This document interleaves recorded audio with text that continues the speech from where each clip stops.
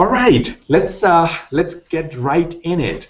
So Dominique, thank you very much. I know you're a busy person.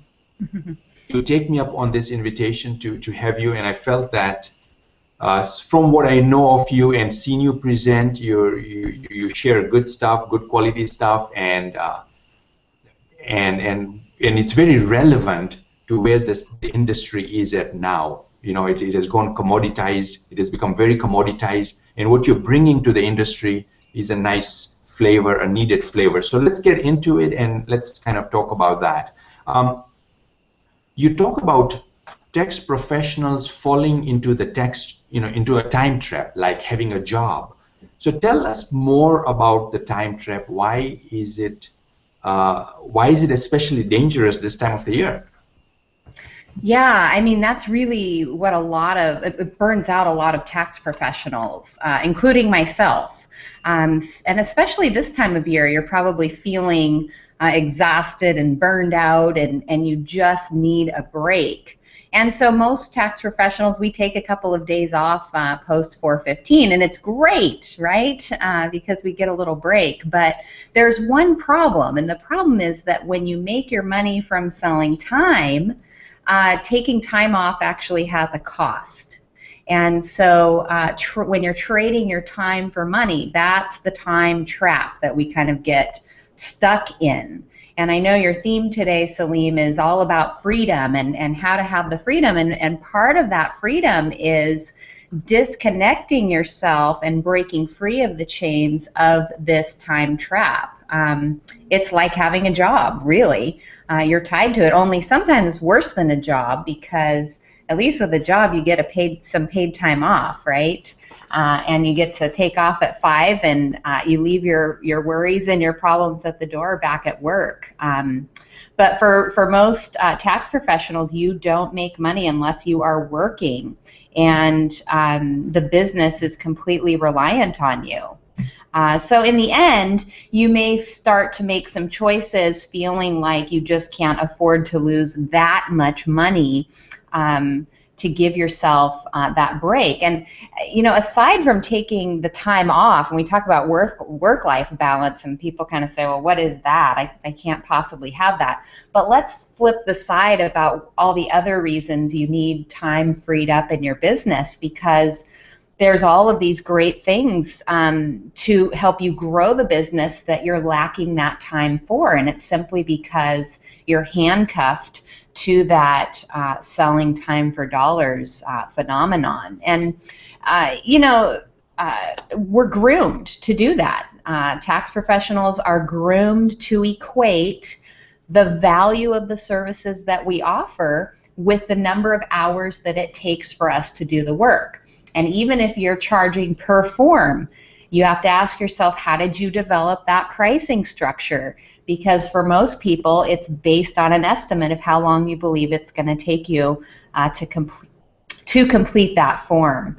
And on top of that, we've typically judged the success of a firm based on the productivity of how many hours you can bill in a year. And so that culture really puts some pressure on you, and you're in a constant state of conflict because you're trying to manage these expectations of billing more and more hours. And on the other hand, from the client's perspective, their expectations are to pay what's customary, and actually they want a little break on that, right? And they want better service. So it really puts us in conflict a lot.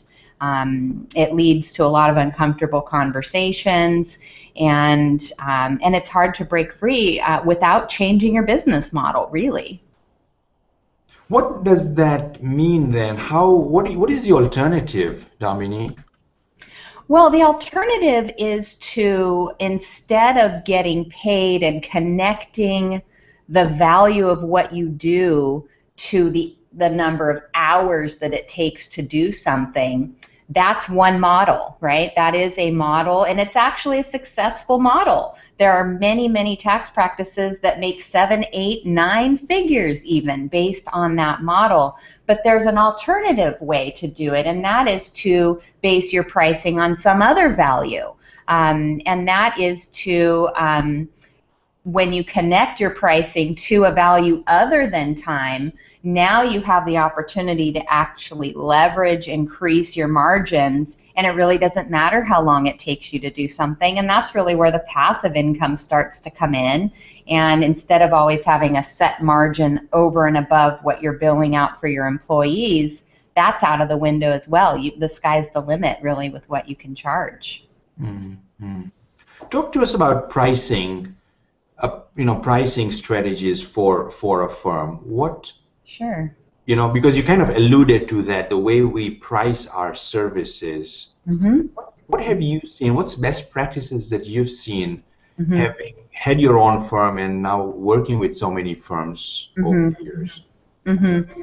Yeah, I mean, that's exactly kind of going back to the pain point of my own experience. I've been running a tax practice on my own for a decade and a half, and soon started to realize there's a real breakdown here, because how is it that I'm helping business owner clients of mine go on to build these massively successful firms, but I can't seem to get ahead in my own? I'm struggling just to stay flat in terms of my growth, and maybe we'll see a 5-6% increase each year, but I'd love to see my firm grow by leaps and bounds, and that was really difficult with the pricing model based on time.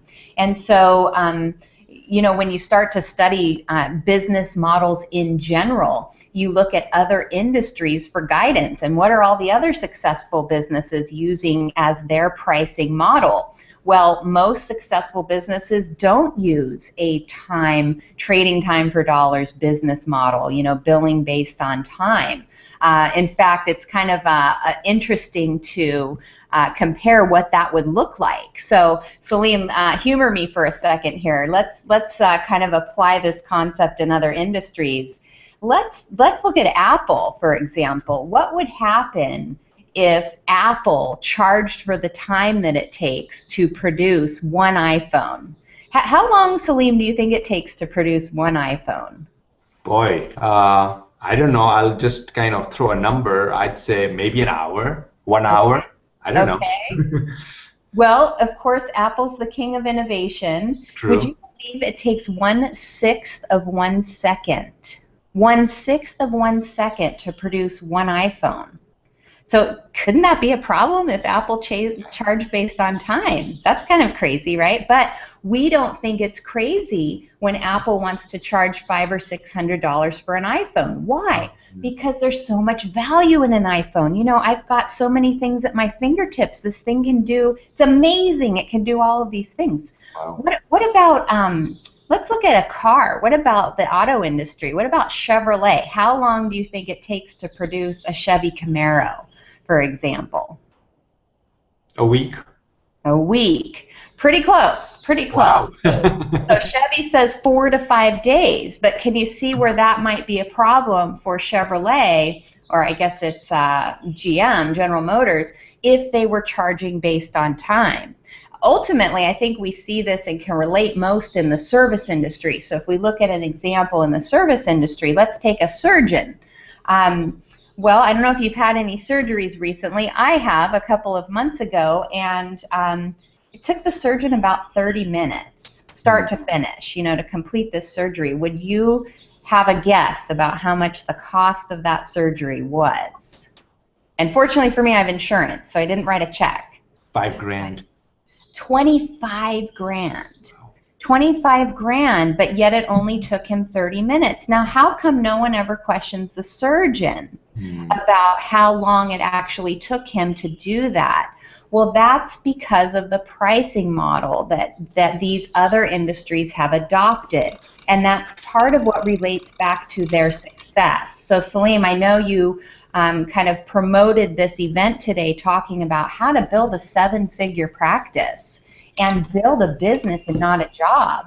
This pricing model conversation really helps you achieve both of those objectives, because if you can disconnect from the time and billing model and get into something else, and I'm going to suggest value-based billing, it really opens the door for you to do a lot in your practice in a very short amount of time.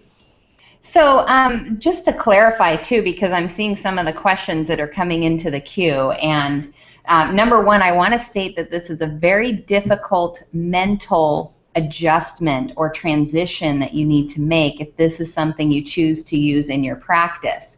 And so a lot of questions, I can see that evidenced by the questions, by the way, but a lot of questions are coming in saying, hey, what about all of the research and development time for the iPhone, and all of these little things. And by the way, I got the production time straight from the source here, so I'm just going by what Apple discloses. But here's what I want to say about that. You are exactly right. What about all of that? What about all that development time? What about all the R&D? What about the trials and errors? Haven't you done that in your practice? Haven't you had trials and errors? Hasn't it taken you years of experience to get the knowledge that you have right now? Where is that accounted for in your time and billing model? It just isn't there. And so what I want to suggest to you is that there is a different way of doing it. It's not for everybody, and I realize that. But what I can tell you is, with 100% surety, that this provides a way to do something different in your business. So for example, if you find a more leveraged business pricing model, instead of charging based on the time it takes to complete a job, set your prices based on your intellectual capital. Your intellectual capital. And it's easier said than done. But when you implement value pricing in your firm, you make money whether you are working or not.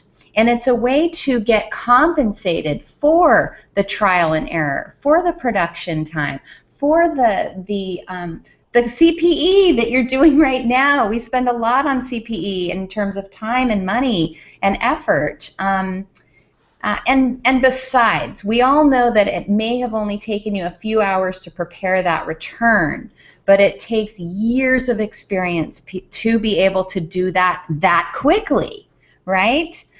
So that's suggestion number one, is to look at a more leveraged business pricing model as a means of building that seven-figure practice that's a business and not a job. So Dominique, what does it look like? We've got some person attending this webcast, and they've got, say, 500, 10, 40 clients and 100 business clients. Mm-hmm. What does that mean? Are we segmenting our list?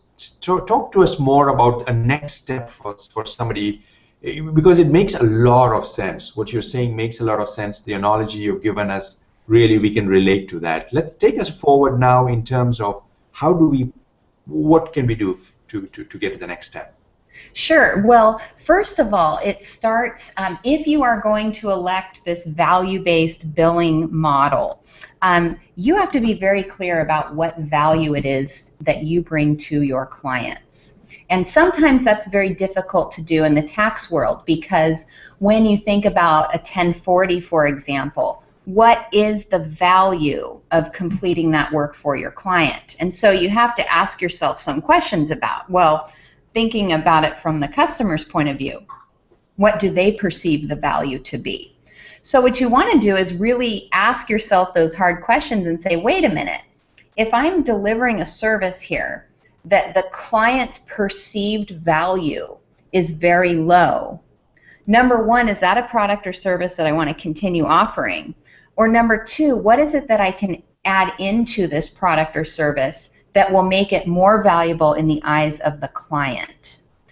So for example, here at Certified Tax Coach, we teach about value-based billing by creating value through tax planning. So what we're able to do is take a tax return, look at it, identify how much you can save the client, and then that becomes the value of your relationship with that client. So Salim, if I pose this question to you and I say, I take a look at your tax return and I say, gosh, Salim, I found 4 ideas here and I think I can save you about $45,000 per year in taxes. How much, Salim, would the perceived value be of that service that I'm performing for you? Huge.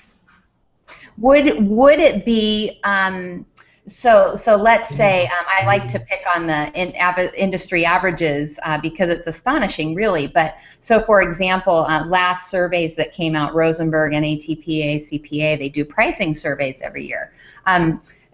$783 for a business return across the nation is the average. So if I came to you, Salim, and I say, gosh, Salim, I have a few ideas that can save you $45,000 a year, do you think that $45,000 a year is worth $783? Much more than that. I would be ready to pay you tens of thousands of dollars. Sure, sure. So that's one example of being very, very clear on your value, right? So we're able to quantify it in dollars and cents. That's the beauty of what we do. We're in the numbers business. We speak the language of numbers. So we can actually tell our customers exactly what we are worth to them, so that by comparison, when you come in to do some value-based billing, it's an awesome deal for the client. Now, caveat here, because I also threw in a little line there, and that is you have to communicate that value to your clients. So that's where it gets tricky, because the next question I want you to ask yourself is, what do I communicate to my clients about my value? What do I communicate about my value? And we do that in a lot of different ways, both verbally and non-verbally. I want to ask you, have you ever given away time? Have you ever given away free things, Salim, in your practice? Have you ever taken a quick call and not billed the client? I did a lot of that early on until I realized that that's not the way to go. Well, let's apply that in the context of value-based billing. When you don't charge for those quick calls, or for the email, or for the person that drops by, or for I need a copy of my return, or I need a CPA letter saying I'm self-employed, what you're communicating about your value is that your value is worth nothing, because you're giving it away, right? So we send messages about our value all the time. So part of making this change into value-based billing is not only getting clear for ourselves, but we have to then communicate that to our clients, and we have to be very cognizant about all of the non-direct messages that we send to people about how much we're worth to them. And that means directly communicating. Salim, I'm so glad you came in, because I'm able to save you $45,000 this year and every year going forward. That gives you, Salim, a very clear idea of how much our relationship is worth. And then when I come in and I charge you 5 figures for that engagement, who cares how long it took me, really, right? Number one, because we didn't count all of that other time before that took me to today, where I can look and say, I'm going to save you $45,000. We're disconnecting it from the time, and we're attaching it to our intellectual capital. My knowledge is what allows me to charge more for my services. Dominique, you gave the example from a dollar and cents standpoint, ROI, right? $45,000, how much are they willing to pay? But there's also the emotional ROI, knowing that Salim Omar is my CPA, and the peace of mind that I have, knowing that he's taking care of, or his firm is taking care of me. I don't have to be thinking about reading Money Magazine and asking friends, hey, how much are you paying in tax? I feel like I'm getting screwed by the government. So there is that part of it as well, that they feel well taken care of. Talk to us more about that as well. Yeah, so that comes back to this starting point for you as you're starting to make this transition, or even evaluate if you want to go this way in your business. Going back to that original question of what is the perceived value of what I offer, and then part 2, remember, is how can I communicate that better to my clients. So you want to then list out all of those intangible benefits that you offer. You know, we offer advice to our clients all the time that either saves them money or helps them make more money, right? So when you sit down with a client, let's say you do write-up work in your practice, and you're able to identify their profit margins and give them data or information that helps them to grow their business. Well, isn't there a value associated with that? So the conversation might sound something like this, gosh, Salim, since we've been working together, I realized that in all of our financial work here, your profits have grown 10% over the last year, and I'm really proud to be a part of that. So it's about really helping the client to understand that. And I think, if I could go deep here and be a little woo-woo, part of that is us understanding it for ourselves too, because a lot of people that I've worked with lack the confidence initially to make that change. And so when you get really clear for yourself on what value you're delivering, number one, it makes you a much better practitioner. Because you need to step up to the plate and make sure you are delivering real value to your clients. So there's an accountability factor in that that's really good for your customer. But the second thing is it helps give you that confidence. I have no problem sitting down with a client that I've added real value to, created 6 figures a year in savings, and saying the bill is $50,000. Because I know that is a win-win for the client. And it's a win-win for me. It's a win-win for my team because of what I'm able to do with that increased revenue. And so you've got to get clear on what that value is. Let's say that you're focused on the value of peace of mind. That's a little tougher to quantify and give a dollars and cents. So one suggestion I have is to have a conversation with your clients. Tell me how is it, working with me? What is that worth to you to know that I've got your back and know that you don't have to worry about that? But I'd say on the numbers side, it's always helpful if you can tie it right into a dollars and cents, either through expense reduction or revenue increases.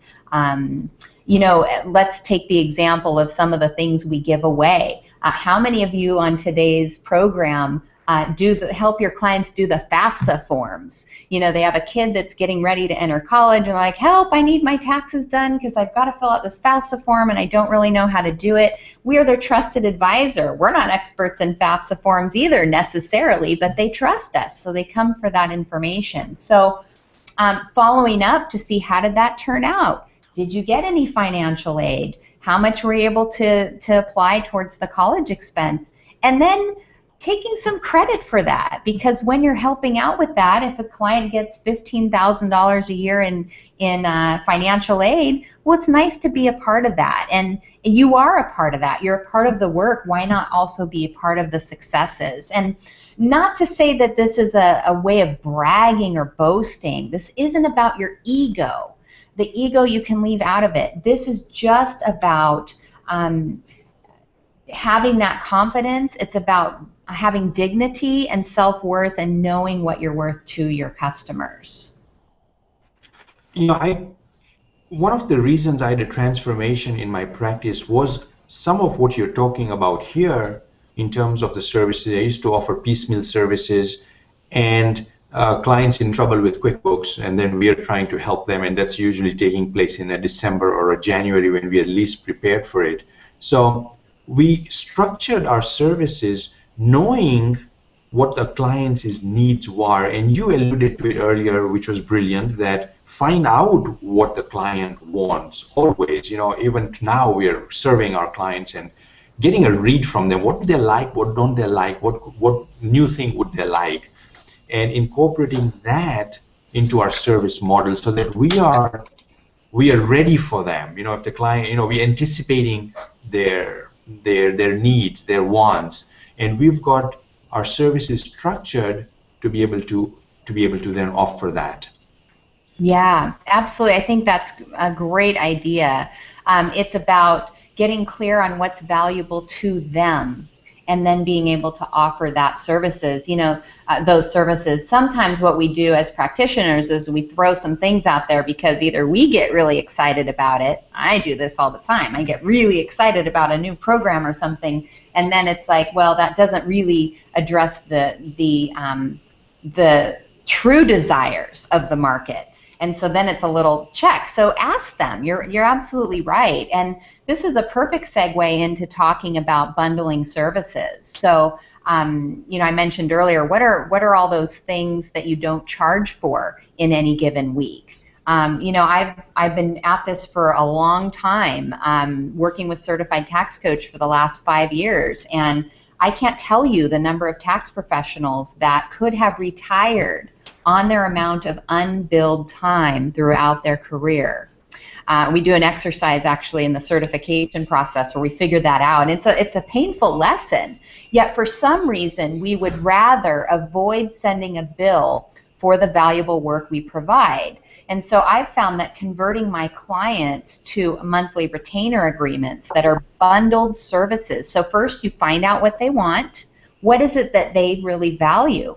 And then you create bundled service arrangements and you let them choose. This is so essential. It's good for the clients because, you know, one of the problems today is that taxpayers are afraid to call their advisor because that's a big unknown. They don't know how much they're going to get billed for that call. And then it kind of creates this reactive cycle for us because we don't find out about transactions and things that impact their taxes and their financial picture until it's too late. And then they're dissatisfied with the service, right?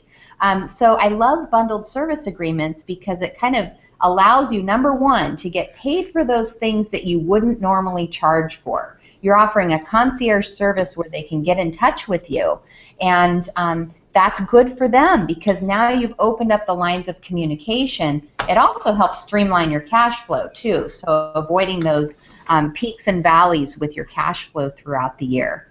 Think of American Express in this example. American Express offers the green card, the gold card, platinum, black card, and each have different prices based upon the value and the services that they deliver. Still American Express, still the same quality across the board, but it gives your customer the option to choose what kind of value they want to receive from you. And the other thing that I love about it is, let's say that they've chosen a particular package that they really have kind of abused. Now they're kind of outgrowing that package. It gives me the freedom to now adjust them into the next level of package without feeling like I'm nickel and diming them and without eating it. My tendency is to feel really bad. I don't want to go back and charge them, and I definitely don't want to hassle with creating a bill for 15 minutes. So it's helpful to then just graduate them into the next package up. And it allows your customers to convince themselves of the value.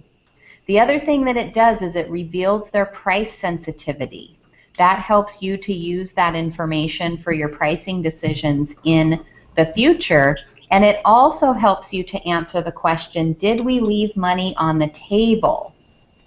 Also, when the economics are different, when we have difficult recessions and things like that, you can now have an option to downgrade somebody so that it's more affordable for them without losing that customer because they believe it's a take it or leave it situation. This is your price and that's it, right? So those bundled service agreements can be a really good, helpful way, especially when combined with value-based billing.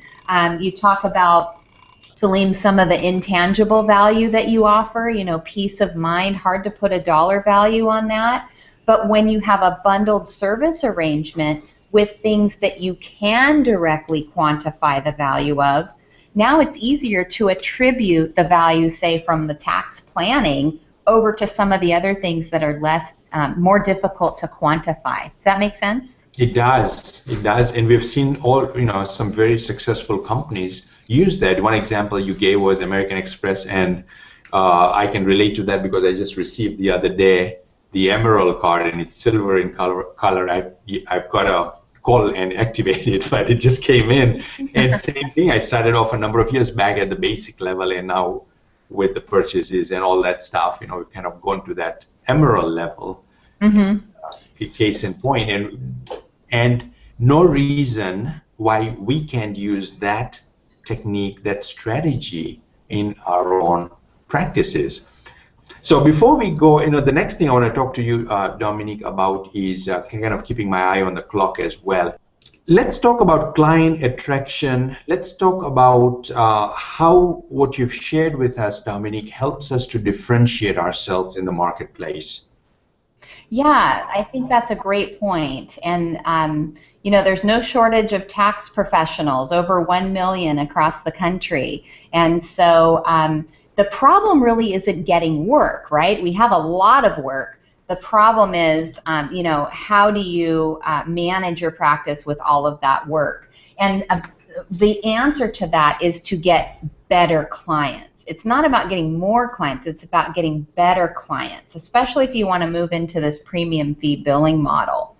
And so what you then have to do is really take a good hard look at yourself and say, how am I different? And I know you talk about this all the time, Salim, is what is my unique selling proposition? What's unique about me?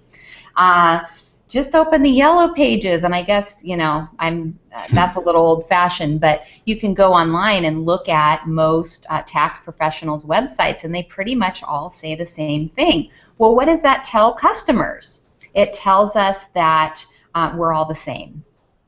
We're all the same. We're all, it's an apples-to-apples comparison, and so when you have an apples-to-apples comparison, people then they want to see some way to make a choice.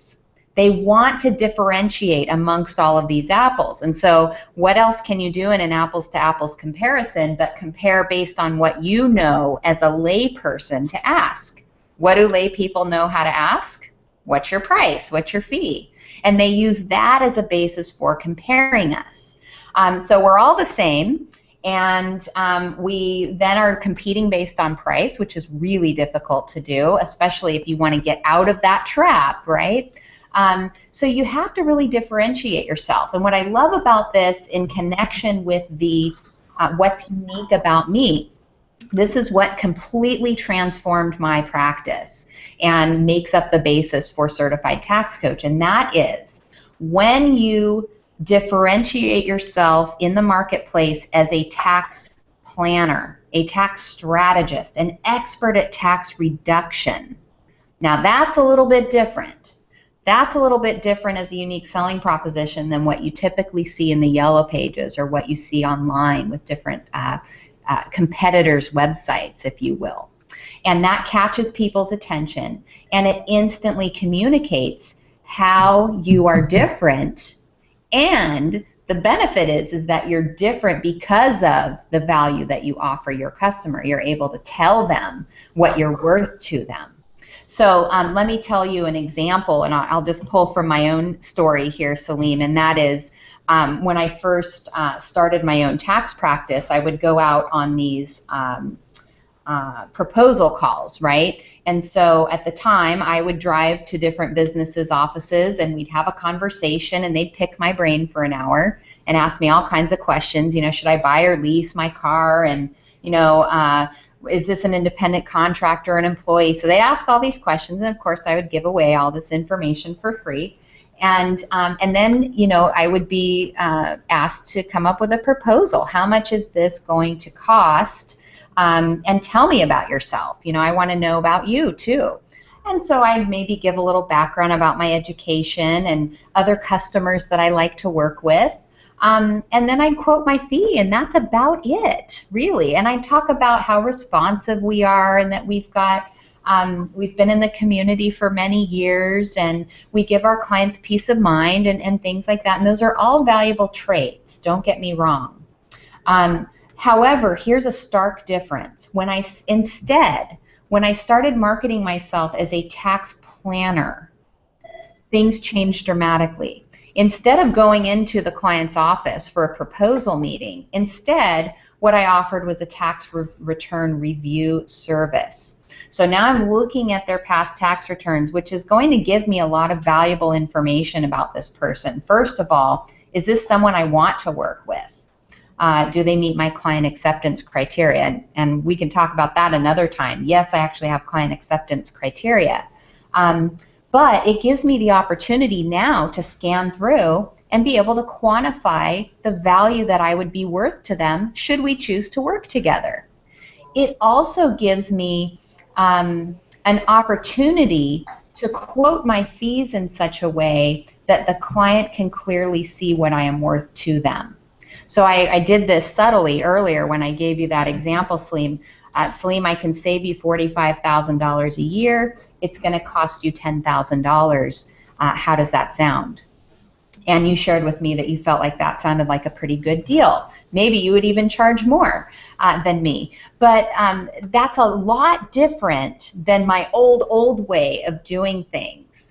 And you can do this on the personal side as well for your 1040 clients. You know, people who call and price shop, first of all, we're not able to give them a fee quote over the phone because number one, we recognize that that was an indicator of a type of client that wasn't a good fit for our firm. You know, if you get the price shoppers on the firm or on the phone and you tell them how much it's going to be, we found that those clients turned out to not score very well on our scoring matrix. And so we don't give fee quotes out on the phone, and that addresses an issue that's kind of an elephant in the room too, is, you know, how do you fee quote? What about all those unexpected things that come up? You mentioned cleaning up the QuickBooks file, Salim, and you know how that goes. You never know what you're getting when you get a pile of stuff. There's all kinds of things, and you may underestimate how much it's going to cost to actually do that. So it helps to resolve that issue as well, because now instead of having your fee be based on the amount of time, you've got room there, so in case you didn't estimate correctly, you still are profitable on that engagement. And it really came across well in the marketplace, and it still continues to come across well these days as well, in terms of it helps me stand out as being different. In fact, by the year 2008, I had developed a 2-year-long waiting list of clients waiting for my next tax strategy appointment. And there's only one reason that I can tell you that someone would be willing to wait that long. And that's because they perceive that I'm offering something that they cannot get anywhere else. That's the only explanation. Someone would be ludicrous to wait 2 years to have an appointment with just me. I'm just me. I'm just like everybody else on this call. I'm not special. So the only reason that someone would agree to wait that long is because I'm unique. I'm telling them I'm unique, and they fully understand that. So when we look at in terms of what is that attraction model, well, people are attracted to money, right? They want to know, they want to see their bank accounts grow just like the rest of us.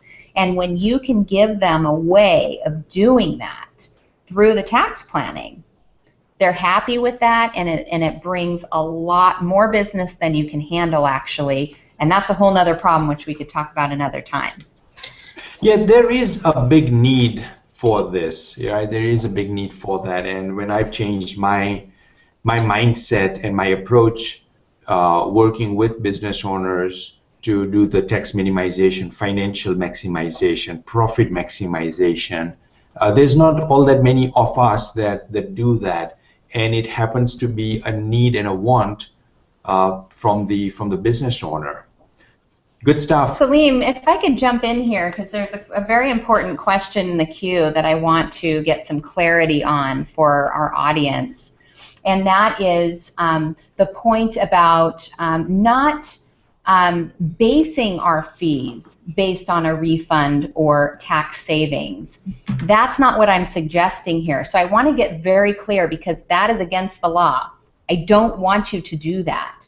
What I'm simply implying is that you can use the value that you create as a basis for justifying your fees, if you will. So I'm looking for an alternative. If we do not bill based on time, what do you bill on? Right? You've got to have a billing matrix. You've got to have a pricing model that you adopt in your firm. And so if you don't bill based on time, you have to make a decision about what is your pricing strategy going to be. This is one option. It's one idea. What I am implying is that you really need to communicate that value so that people are very clear. How will they know if you don't tell them? They rely on us to give them the numbers, right? They're not good at this stuff most of the time. And so it is up to us to remind them of that and let them know.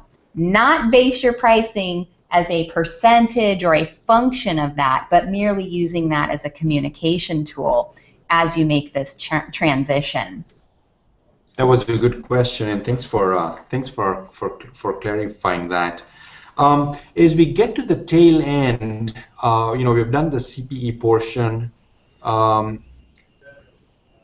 Words of wisdom. Anything else, Dominique, that we may not have covered that you feel is going to be important for our audience to know? Sure. I think the first step that's so important is that you need to make a decision for your business. And I believe everybody here is on this presentation for a reason. You're here on this presentation because you would like to see some change in your practice. And so you need to make a decision about what that change includes. Does that include looking at your pricing model to see if it's still appropriate for the business of the future that you want to run? The second thing is, should you decide that you want to move forward with a value-based billing model in your practice, you really need to get crystal clear about the value that you offer so that you can continually increase that value. So to me, Salim, I've shared with you that that is my unique selling proposition. The value that I offer my tax clients is that they know they get maximum tax savings with me.